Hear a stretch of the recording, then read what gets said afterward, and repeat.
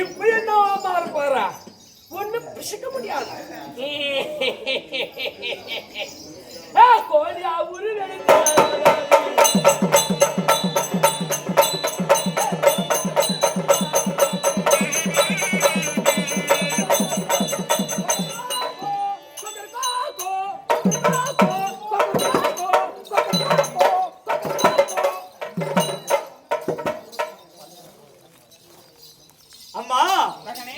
அப்படி நான் குள்ளநரியாக உருவமாறி அந்த ஆட்டை கடிக்கலாம் என்று செல்லக்கூடிய நேரம் மீண்டும் மாயமாக மறைந்திருக்கிறான் அம்மா.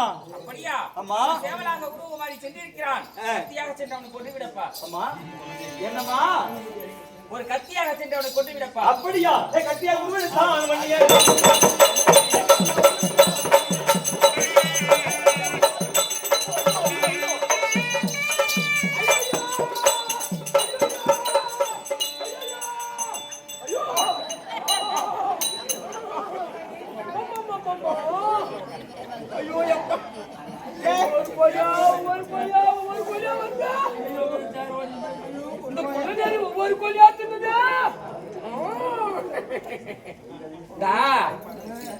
எடுத்து பார்த்தேன், 4 கால் வாகனமா எடுத்து பார்த்தேன், காட்டுல மரமா எடுத்து பார்த்தேன்.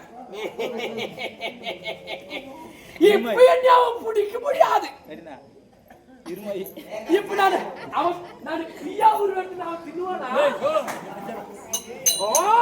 பிரியா உருவம் கூட பையா வந்து புருஷன் தருவான். பிரியா மாற மாட்டேன். இப்ப என்ன பண்ண போற? புத்துக்குன்னு பாரு. பாபா உருவெடுத்து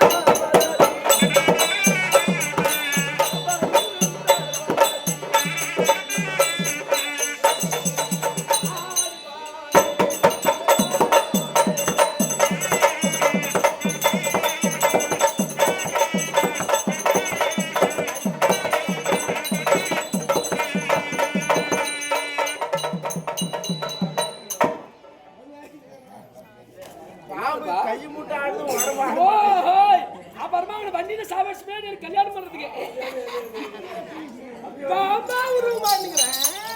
அம்மா அவன் மீண்டும் மாயமாக மறைந்து விட்டான் அம்மா. அவன் பாம்பாக உருவமாறிக்கிறான். நீ கழுகாக சென்றவனை கொத்தி கீரியாக சென்றவனை கடித்து. அப்படியா? கீரியா உருவெடுத்தான்.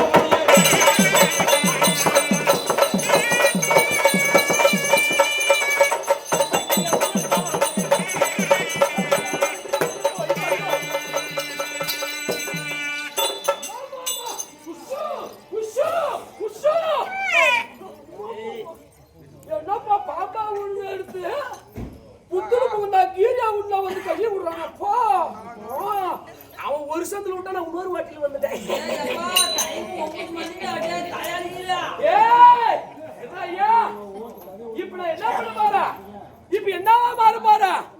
மீனா உருவெடுத்தா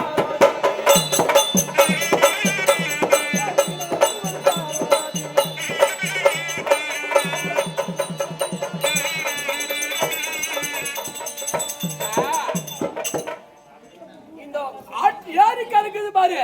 இதுல பெரிய சுறா சுறா சுறா சுறாவா உருவெடுத்துக்கிறேன்.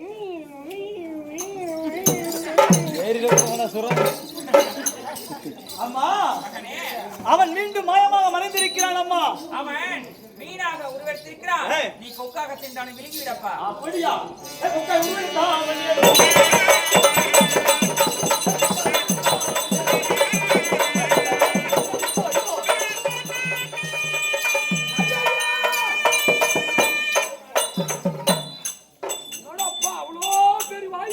சாமியா ஆபுக்கு ஆபுக்கு ஆபுக்கு போறானா?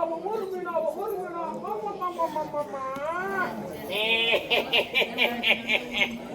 இந்த குடியானு பசங்க பள்ளி பசங்க என்ன நம்பிக்கிறாங்க?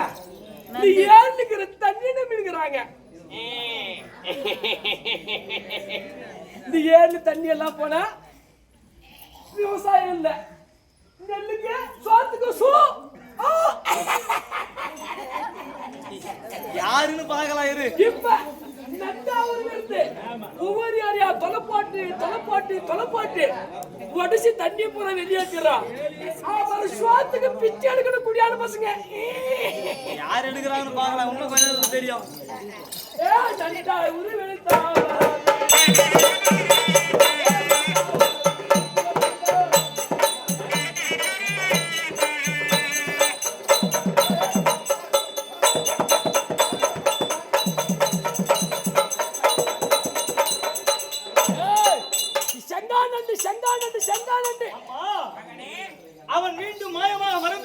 அம்மா என்ன இது சோதனை? அவன் நன்றாக உருவெடுத்திருக்கிறான் அப்பா.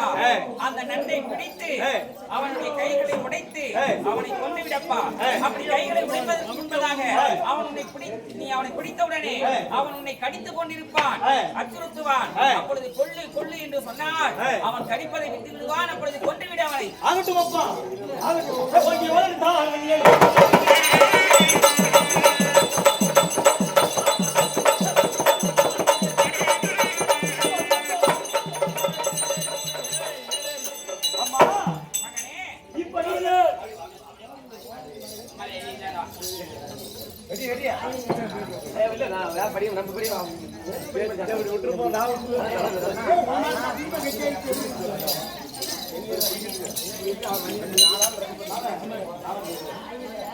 அம்மா நீயும் வண்டியும் குடியத்துக்கு வந்தா நாடகம் இன்னும் கொஞ்ச நாள் நடக்கும். இருந்தா இன்னொரு பிடிச்சிக்கலாம். ஏன்டா பாப்பா அவன் சனிக்கு வெற்றி பார்க்கலான்னு இருக்கிறீங்களா?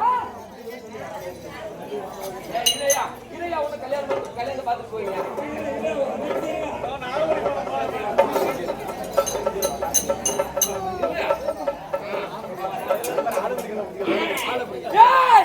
முதலாம் யாரி புகுந்தார் வாதாபி.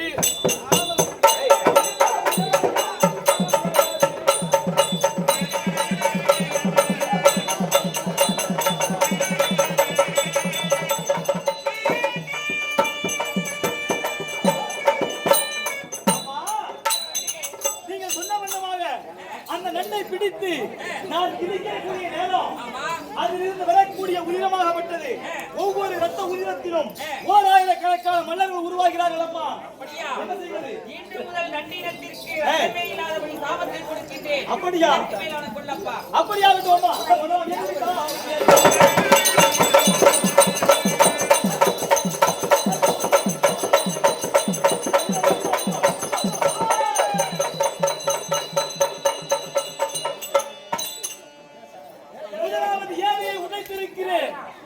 எங்கு சென்றாலும்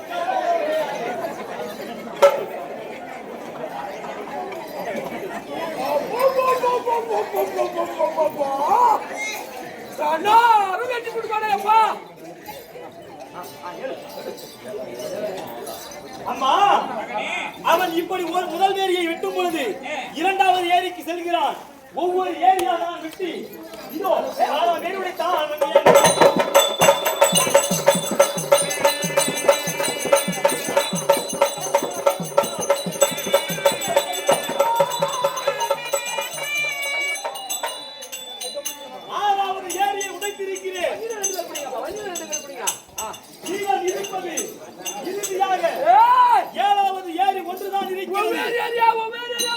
அவனே வெட்டி தண்ணி போல வெளியேற்றினா உண்டு ஒரே தண்ணிக்குது.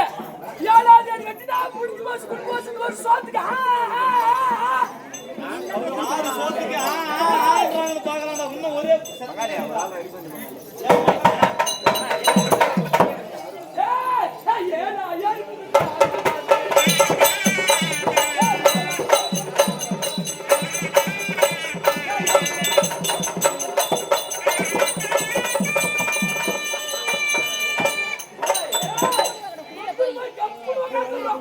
இந்த அகல பாதாளத்திற்கே நீ சென்றாலும் அங்கும் வந்து உன்னை மதிப்பிடா. இறுதியாக 7வது ஏரியில் புரிந்திருக்கிறார். இப்போது என்ன செய்கிறேன்? இறுதியாக இருப்பது ஒரே ஒரு ஏரி. ரொம்ப சொல்லாதடா, செத்துருவேன். 7வது ஏரியை வெட்டி உன்னை இப்போது மதிக்கிறேன். இதோ 7வது ஏரி.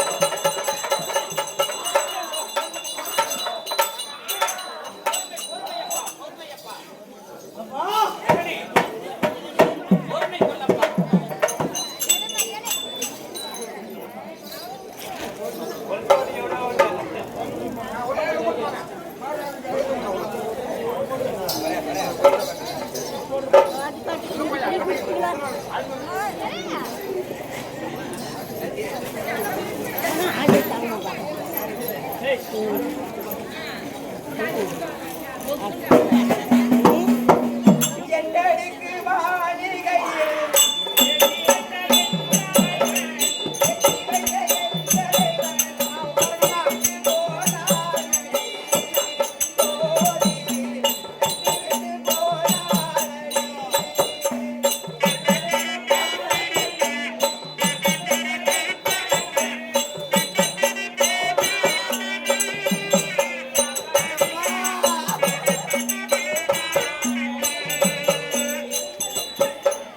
எட்டடுக்கு மாளிகையில் எட்டி வைத்த என் தலைவன் விட்டு போனானடி தோழி விட்டு போனானடி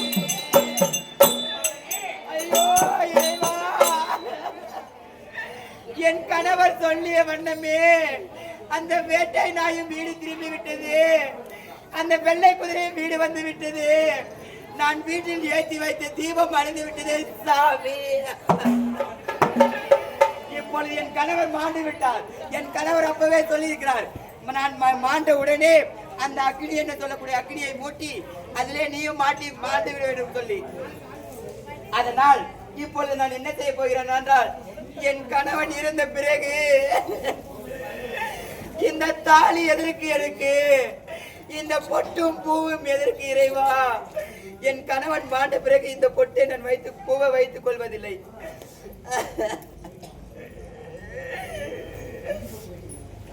மகனே சாமி இது நீ கட்டிய தாலியே நீ நிறந்து வண்ணமே நான் அறுத்து வீசுகிறேன் அப்பா அக்கனி பகவானே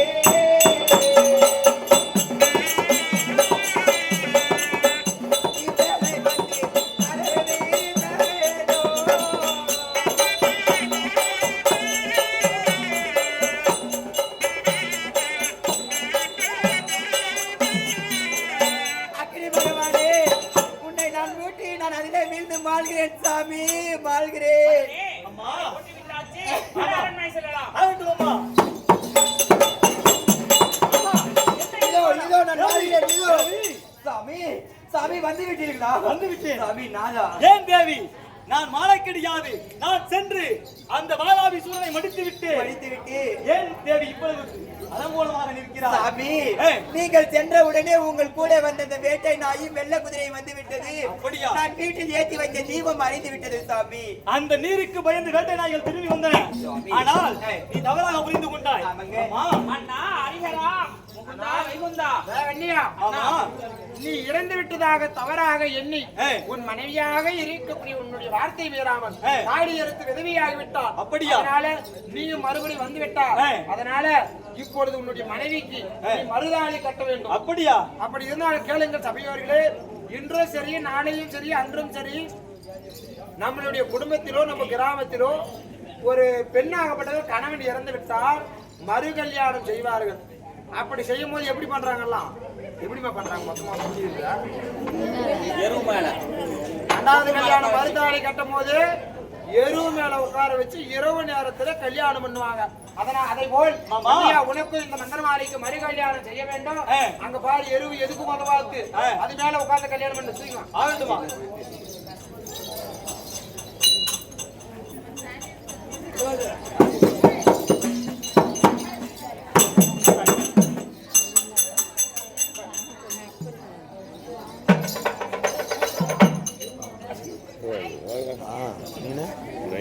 ஆமா இப்போது நான் தாலி கட்டுவோம் மறுபடியும்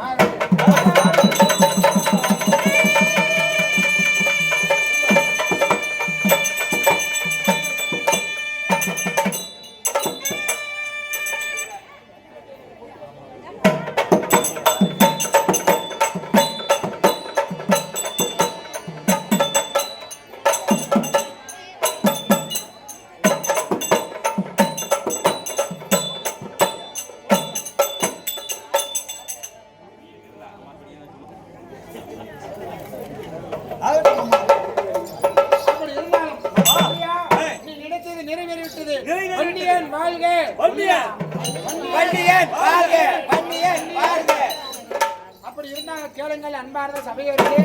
வீர வன்னியன் பிறந்தான், வன்னியன் ஒழிந்தான், வன்னியன் வரலாறு என்று சொல்லக்கூடிய நாடகமாகப்பட்டு அடியங்கள் சிந்தைக்கு எட்டியவாறு நடத்தி முடிக்கிறோம்.